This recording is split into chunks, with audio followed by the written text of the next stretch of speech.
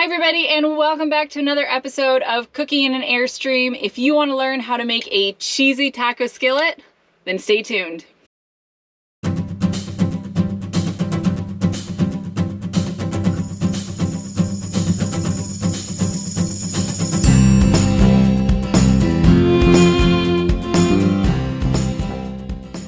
The taco cheesy skillet is something that I really love. It's another one of those meals where you can make one skillet full and then the leftovers will last for several days, especially if you're cooking it just for yourself. The only downfall to this recipe is, as you notice, there are a lot of ingredients.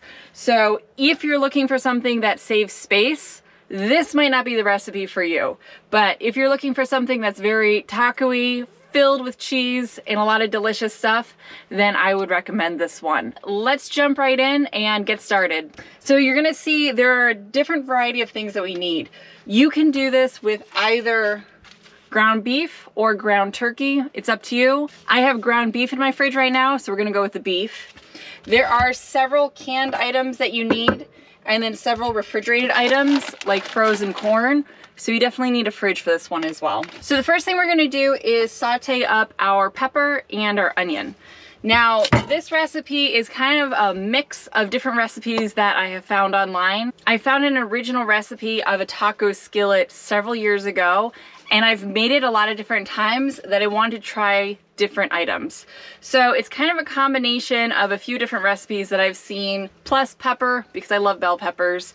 So it's another one of those recipes. You can follow it to the T, or you can add in different things that you like. So we're gonna start with the onion.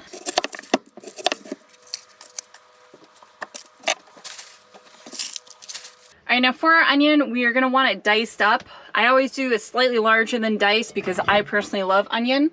And while I am dicing that, I'm gonna get the pan heated on just slightly under a medium flame. And then I will pour some olive oil in there and get that ready for the onion. All right, we're gonna get all that onion into the pan. You can also use red onion if you want, or even shallots to give it a very different flavor. So, variety of onions you can use in this one. We're gonna get those covered in oil so they can start browning up. All right, there's a variety of ways to cut a pepper.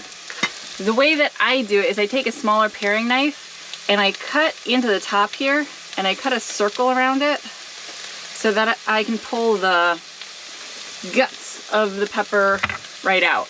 Usually there's a nicer handle on top of the pepper. This one is a little harder, so I'm gonna have to kind of wiggle it out of there. But then you can pull all the seeds out.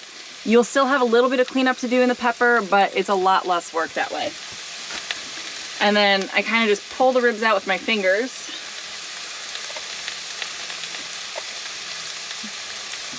And just by doing that, it's pretty darn clean in there.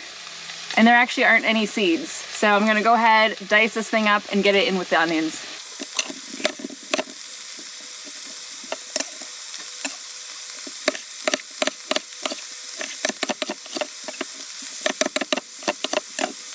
All right, now comes the waiting game because we have to cook all of this down, which is gonna take a little while. So I'll just mix all of it up. Make sure the peppers and onions are nicely covered in oil, and now we're gonna leave it here on medium heat and cook it down until things are smaller, it's brown, and then we'll add in some more ingredients. It's been about 5 minutes so far, and we're starting to get a little bit of a brown, also a little bit of a burn, so I need to turn the heat down on this one, but it is softening up, and oh, it smells good. So hopefully about 5-8 more minutes, and then we'll be good to go and add the garlic and the meat in.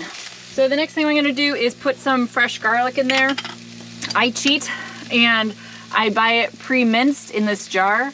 It just lasts a whole lot longer, and it's that easy to put fresh garlic in, so you really can't beat it. The trick on this that it took me a really long time to learn is if you put the garlic in with the onion and the pepper in the beginning, it will burn to the bottom of the pan, and then you don't even taste garlic, you just taste something that's burnt. So if you put it in right now before you start putting in the other ingredients, there's less chance of it burning to the bottom, and then you'll still have that garlic flavor. So the next thing we're gonna do is put in the ground meat. I have a pound of ground beef. You can do a half a pound, a full pound. The only restriction is the size of your pan, and then you want the proportions to be good with all the other ingredients that you're putting in. So I'm gonna do a pound of meat, or you can do less. I'm gonna push the peppers and the onions over to the side and make a nice big area where I can dump the ground beef in. So we're gonna chop the ground beef up and make it into smaller chunks and let it brown up. Now I am hungry, and you'll notice in the video that it is sunset right now, so I'm probably gonna lose daylight by the time this video is over. So I'm gonna increase the heat just a little bit and try to cook this a little faster. Now while the meat is cooking, I'm going to open up all the cans and get those ready to go. The black beans I am going to rinse as I drip everything everywhere. So what I'm going to do is drain the beans, pour a little bit of water back in, rinse them, and then drain them again, all within the can. And now the beans are rinsed and ready to go. I have no idea if it is true, but I read somewhere that if you rinse your beans, no matter what kind of beans they are, it causes less gas. So, but it's worth a shot, right? The black beans I rinsed. The green chilies that I'm going to put in are Hatch green chilies. I am trying hot.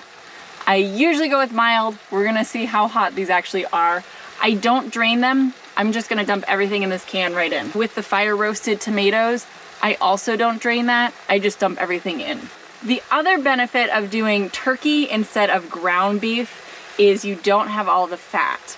So this ground beef has a good amount of fat in it, and since the onions and peppers are in there already, it's all gonna get meshed together, which is great for flavor. It is not good for making it a healthy recipe.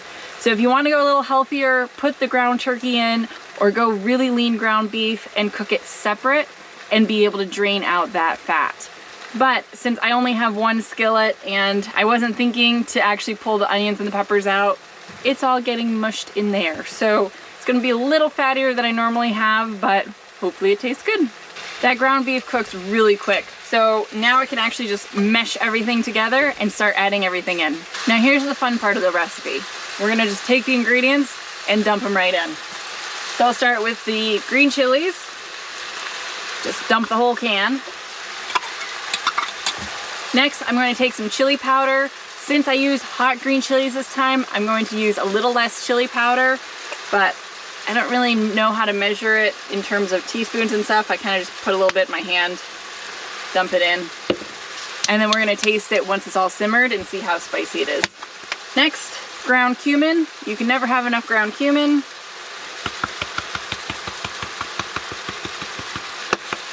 So put some of that in. Oh, as soon as you get that cumin in there, it is just so amazing smelling. Next, we're gonna take the fire roasted tomatoes, dump the whole thing in. Then we're gonna take salt and pepper to taste. Again, you can put some in, mix it up, cook it. We'll taste it at the end to make sure everything is good, but you can't take salt out. So make sure you don't over season it at this point.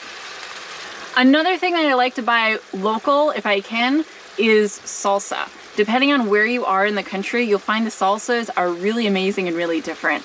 When I was in North Carolina, there was an amazing black bean and corn salsa, which I really miss. Here near Texas, I have found that Mateo's is delicious. So, going with the local stuff. Kind of local. I'm in Arizona. This is from Texas. Now I'm gonna put in an overflowing half cup of this. And again, mix it all together. And then we still have the black beans to dump in. So we got these. We need the corn.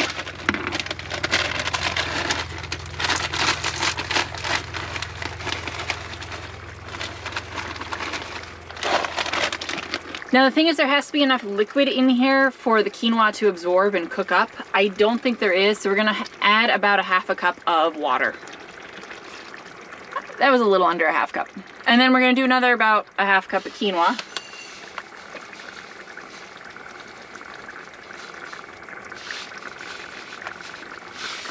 We're gonna do the last stirring now, get everything mixed up well, and then we're gonna let it simmer covered for about 20 to 25 minutes and really let that quinoa cook and absorb all the extra water and all the flavor. And you really want to make sure that it's bubbling well before you cover it and you turn the heat down. I also don't travel with a lid for this, so I'm just going to use aluminum foil and cover it with that. All right, the gas stove is actually turned down as low as it goes. It's covered, so I'm gonna go hang outside for about 20 minutes and then I'll come back and check on it. So we'll see you in about 20-25 minutes. I'm gonna check on how this is doing and stir it up a little bit. It's only been about 10 minutes though.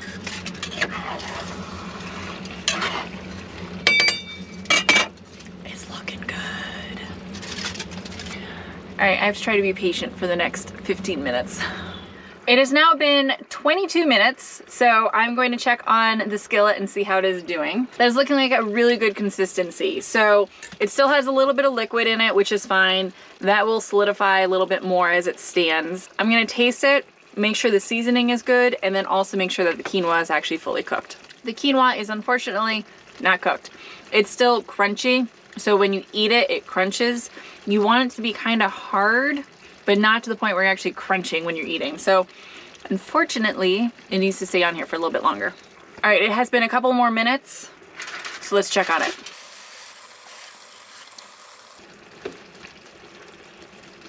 So the quinoa is firm, but it's not crunchy. Before I could actually hear it crunching, now it is good. It could use a little more cumin, and it's actually not that spicy. So, and it could use a little more salt. So we're gonna put more cumin, more salt, a little bit of the chili powder, mix that all up. And now the best part, this is where the Cheesy Taco Skillet comes from. You can put just a little bit if you want to keep it healthier, or you can put more if you like cheese. So I usually cover the top in a nice, I wouldn't say thick, but a good solid layer of cheese. We don't want it to be just a complete cheese glob. So this is good, and then tonight I will eat more off the top layer, and then the rest of the week when I warm it up, I'll add more cheese in. So we're gonna cover this again, and we're just gonna give it a couple minutes for the cheese to melt, and then it will be ready to serve. So while I'm waiting for that cheese to melt, this is another one of those meals that makes a lot, and then you can rewarm it during the week to have easy meals and quick leftovers. I don't always eat it in the same fashion where it's just a bowl full of food. There are a couple different ways I do it. I do that bowl full of food, I throw avocado or sour cream, those kind of things on top, eat it in a bowl. I'll also take tortillas and I will put it in the tortilla, and then I'll roll up the tortilla and put it in the pan so that you toast the tortilla on either side, and it makes it a really crunchy burrito, which is really good. You can also, if you have green chili or so forth, which that's another thing I love having, is some sort of green chili in the fridge. So this one is from Albuquerque. Durango Diner also has a really good one that I'll get when I'm in that area. So you can make those tortillas and then you can smother it with green chili and cheese and eat it as a smothered burrito as well. So you'll notice a pattern. These are the kind of meals I tend to make a lot of because I can cook once. This meal took me about an hour to cook from start to finish. And then during the week while I'm working and I don't really want to spend that much time cooking, these are much faster to just warm up and eat as leftovers. And we are good to go. So you'll see that cheesy goodness all ready to go. So I'm gonna serve this up and go eat dinner. If you have any questions on this recipe, feel free to comment below. Thank you for watching, everybody, and we'll see you next time.